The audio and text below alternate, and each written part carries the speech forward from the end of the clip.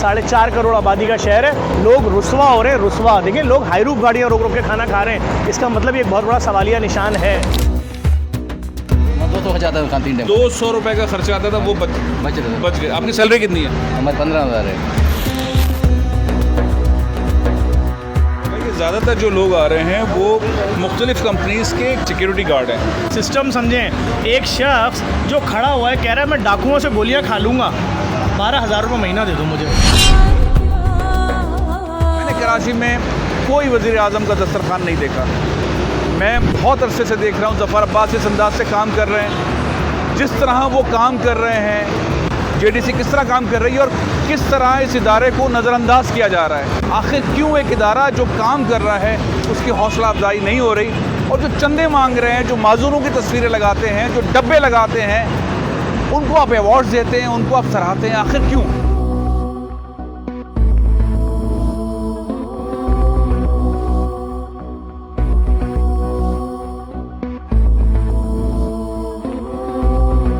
भाई ये क्या है, कॉन्सेप्ट क्या है इसका? इसका कॉन्सेप्ट तो इसका सारा क्रेडिट जाता है हमारे हुक्मरानों को, जिन्होंने बिल्कुल वही माहौल बना दिया है कि एक आम आदमी जो है उससे रोटी छीन ली है, उसके बच्चों का खाना छीन लिया है, और इतनी महंगाई, इतनी गुर्बत, इतनी बेरोज़गारी कर दी है कि एक आम आदमी जो है वो शाम में डिप्रेशन में घर में दाखिल होता है कि मेरे बच्चे आज भी भूखे सोएंगे, मैं उनको कैसे फेस करूँगा। तो उसका बेहतरीन हल यह है, देखिए कितने मासूम बच्चे, इनके हाथों में क्या है, इनकी वालिदैन इनको भेजा, जाओ बेटा रोटी और सालन ले आओ।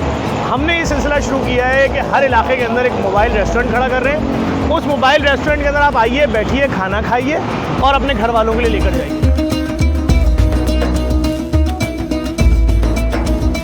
आपने कहीं पे डब्बा नहीं रखा हुआ, ये नहीं लिखा हुआ कि 50 रुपये दे दें, 10 रुपये दे दें या कोई चंदा दें, ये जो कॉन्सेप्ट है? देखिए मैं सबसे पहली बात, अगर ये खाना बेचूंगा, ये बेचारे जो यहाँ खाना खा रहे हैं इतनी बड़ी तादाद में, सुबह से लेकर रात तक, यहाँ तकरीबन दिन में 17 से 18 देखें लग रही हैं, इन बेचारों की तनख्वाही 8,000 रुपये। अब 8,000 में अगर 2 टाइम का 50-50 रुपये मुझे दे दें तो इनको क्या बचेगा? 8,000 में से 3,000 ये माइनस कर दें तो 4,000 में महीना गुजार लेंगे, 5,000 में ये भाई 12,000 रुपये तो घर का रेंट है, ये 4,000 रुपये माइनस में ही ये लोग। अब मैं भी इनसे पैसे ले लूँ तो बचेगा क्या इनको? तो इसलिए हमारे जो भी जितने भी दस्तरखान हैं, कोई पैसा पाई नहीं, और ना हम लोगों से वहाँ चौकों पे खड़े होकर भीख मांग रहे हैं। ऐसे ट्रक्स कितने हैं आपके पास? देखिए अभी ऐसा ट्रक एक ये है, एक हमें खुर्रम असगर साहब हैं कनाडा में, उन्होंने दिया अपने मरहूम वालिदैन की जानिब से, एक मुझे अभी GFS बिल्डर वालों ने जिन्होंने पहला ट्रक दिया वही एक और ट्रक भी दे रहे हैं। हाँ, इसी तरह सुरमा वाले हैं, वो एक ट्रक दे रहे हैं। देखिए एक आम आदमी, एक बिजनेसमैन जो है, उसको पता है कि अल्लाह की राह में काम करूँगा मेरा काम बढ़ेगा, उसका ये अकीदा है, तो वो ढूंढता है शहर में कहाँ जेन्युइन काम हो रहा है। हमने ऐसे ही नहीं दुनिया का सबसे बड़ा राशन प्रोग्राम चलाया कोविड में। आप पड़ोसी मुल्क का मीडिया देख लें, वो तो हमारा दुश्मन है ना, वो क्यों बोल रहा है कि पाकिस्तान में JDC ने इतना राशन बांट दिया और बिला तफरीक हिंदुओं को भी दिया, मुस्लिम को भी दिया। तो ये हमारा काम था ना जो बोल रहे हैं। बहुत अच्छी बात। यही वजह है हम खाना भी खुल के चला रहे हैं। हम किसी से नहीं पूछ रहे भाई तेरा मसलक क्या है, तेरा मज़हब क्या है, तेरी ज़बान क्या है। हम किसी गरीब बच्चे से उसका नाम नहीं पूछते, किसी यतीम से उसका नाम नहीं पूछते, उसके नाम से अंदाज़ा लगाएं कि मेरे फ़िरक़े का है कि दूसरे फ़िरक़े का है। ये 5 ट्रक मेरे पास हो चुके हैं और इंशाल्लाह, माशाल्लाह, और मैं इसको शहर भर में तकरीबन 50-100 ट्रक कर दूँगा शहर में, फिर दूसरे शहरों की तरफ बढ़ेंगे। कराची में 50-100 ट्रक्स कर देंगे? कम है, कुछ भी नहीं है, कुछ भी नहीं है। तब भी आपको अखबारों में खबर मिलेगी कि एक माँ ने खाना ना होने के बच्चों समेत खुदकुशी कर ली। 4.5 करोड़ आबादी का शहर है, लोग रुस्वा हो रहे हैं, रुस्वा। देखिए लोग हाईरूफ गाड़ियाँ रोक रोक के खाना खा रहे हैं, इसका मतलब ये एक बहुत बड़ा सवालिया निशान है। लोग मुसीबत में हैं भाई, लोग मुश्किल में, लोगों के अच्छे हालात नहीं हैं। बात ये है कि हमारे हुक्मरान इतने ज़्यादा अमीर हैं, उनको इससे फ़र्क नहीं पड़ता। आपने नाश्ता किया था यहाँ? सुबह दूध कल किया, आज भी किया मैंने। कल भी किया, आज भी किया। नाश्ते के कितने पैसे लगते थे? 50 लगते हैं। 50 नाश्ते के। खाने के कितने लगते थे? 200 खर्चा आता है, 3 टाइम। 200 रुपये का खर्चा आता था, वो बच गए। आपकी सैलरी कितनी है? हमारे 15,000 है। 15,000 सैलरी है, यानी कि 200 रुपये रोज़ाना के हिसाब से 6,000 रुपये तो बच गए आपके। बड़ी अच्छी बात है। मैं आपसे पूछता हूँ भाई, ये 6,000 रुपये जो बचेंगे, इससे आप अपने बच्चों के लिए, अपनी बीवी के लिए, अपने माँ बाप के लिए चीज़ें लोगे ना? सर महंगाई है, थोड़ा गुजार हो जाएगा। अगर 6,000 बचेगा महंगाई तो अपने गुजार हो जाता है ना। किराया कितना है आपका? घर का 4,000 किराया है। 4,000 रुपये किराया? किराया 8,000 रुपया, 2 भाई रहते हैं, 4,000 दोनों देते हैं। अच्छा, काम क्या करते हैं आप? सिक्योरिटी में हम लोग, सिक्योरिटी एजेंसी में काम हो, वो आपको सैलरी 15,000 रुपये देते हैं? हाँ 15 देते हैं।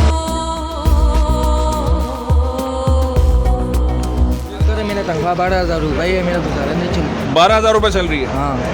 अभी सफाई का काम कर। सफाई का काम करते हैं। हाँ, तो ये जो आपको खाना नाश्ता भी किया, यहाँ पे खाना भी खाया? बस पहले दोपहर के खाना खाते, अभी सेट नहीं छोड़ते।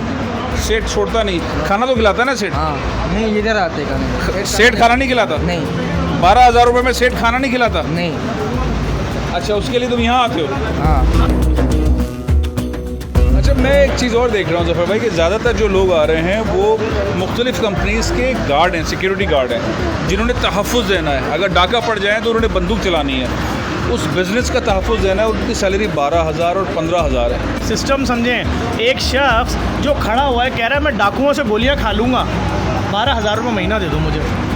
इसका मतलब क्या है? इसका मतलब यह है कि आपके मुल्क में इतनी बेरोज़गारी है, इतनी गुर्बत है कि 12,000 रुपये के लिए कोई शख्स भी अपने आप को गोलियां खा के मरने के लिए तैयार है। उसको उसके बाद की फ़िक्र नहीं है कि मेरे बच्चे भीख मांगेंगे, मेरी बीवी का क्या बनेगा, उसको कोई फ़िक्र नहीं है। वो कह रहे हैं सेठ साहब मुझे अपनी गाड़ी के आगे खड़ी कर लो, कोई आपकी गाड़ी के पास आएगा मैं गोलियां खा लूँगा, 12,000 महीना दे देना। बात ये है, आपने लोगों को इस नहज पे पहुंचा दिया है। आपने दुनिया के किस मुल्क में देखा है कि मास्टर्स लड़का बाइक के ऊपर खाना सप्लाई करे? ये हमारे अपने मुल्क के लोग हैं, खाली पेट दिन भर काम करते हैं, इनके पेट में कुछ नहीं जाता। कोई इनको नहीं रोकता कि आओ भाई तुम शक्ल से भूखे लग रहे हो खाना खा लो, कोई नहीं रोकता इनको। एक आदमी इनको नहीं रोकता। कैसे मालूम हो गया लोगों को? कैसे यहाँ पर एक दिन में 6 से 7 हज़ार लोग हो गए? सिर्फ 5 दिन हुए इस ट्रक को लगे हुए। ये जो इनको पैसा बच रहा है ना 100 रुपये, ये बड़ी अहमियत का हामिल है। मेरे और आपके लिए 100 रुपये की शायद कोई भी औकात ना हो, एक पान लेके खा लें। सर ये 100 रुपये की अहमियत इनके लिए इतनी ज़्यादा है। माँ की दवाई, बच्चे की खुशी, 100 रुपये का अगर एक खिलौना बच्चे को दे दें उसके लिए वो दिन ईद का दिन है। बिल्कुल। उन जालिम हुक्मरानों से कि जिनकी गाड़ियों में सिर्फ 30-30 हज़ार का डीजल डल जाता है, वो पूरे जहाज़ में अकेले सफ़र करना पसंद करते हैं हमारे पैसों से। हमारे पैसे होते हैं और इस मुल्क से उस मुल्क जाते हैं तो खाली जहाज़ में जाते हैं। ये उनके लिए निशान इबरत है। वो देखें तो आके कि उनके लोग किस हाल में जी रहे हैं। 6,000 रुपये उसके खाने के बच गए, अब बचे उसके बाद 9,000, उसमें वो रेंट भी देगा, उसके अंदर बच्चों के लिए खाना पीना बीवी। तो भाई हम यही तो ख़बरें सुनेंगे। कितने दिन भूख बर्दाश्त करेगी कोई औरत? कितने दिन आप अपने बच्चों को भूखा देख सकते हैं सोता हुआ? कर रहे हैं हम इसलिए कर रहे हैं, हम मर जाते हैं जब हम अखबार में देखते हैं कि एक माँ ने अपने 5 बच्चों को जहर दिया और ख़ुद वो फंदे पे लटक गया और उसका मुंह ब्लर होता है तस्वीर में। हम उस औरत का कातिल अपने आप को तस्वुर करते हैं कि हम वहाँ तक क्यों नहीं पहुँच सके। अगर कोई मुझसे बोले ये तो 2-4 दिन में ख़त्म हो जाएगा, नहीं, बहुत बड़े पैमाने पर काम करना है। सिस्टम मुझे बदलता हुआ नज़र नहीं आ रहा। कहीं ये खुदकुशी की आग भूख की वजह से मेरे घर तक ना पहुँच जाए और लोगों तक ना पहुँचे। हमें इस आग को बुझाना पड़ेगा, कम से कम रोटी और भूख की वजह से कोई खुदकुशी ना करे।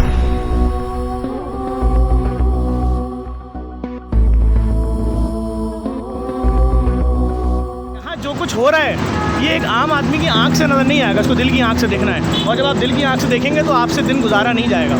किस वक्त खुदा ये वक्त मुझ पर ले आए कि मैं रोडों में ढूंढता फिर रहा हूँ कहीं रोटी बट रही है, मेरी बीवी ढूंढ रही हो, मेरी बेटी मेरी माँ ढूंढ रही हो, रोटी बट रही है। हुक्मरानों को सोचना पड़ेगा।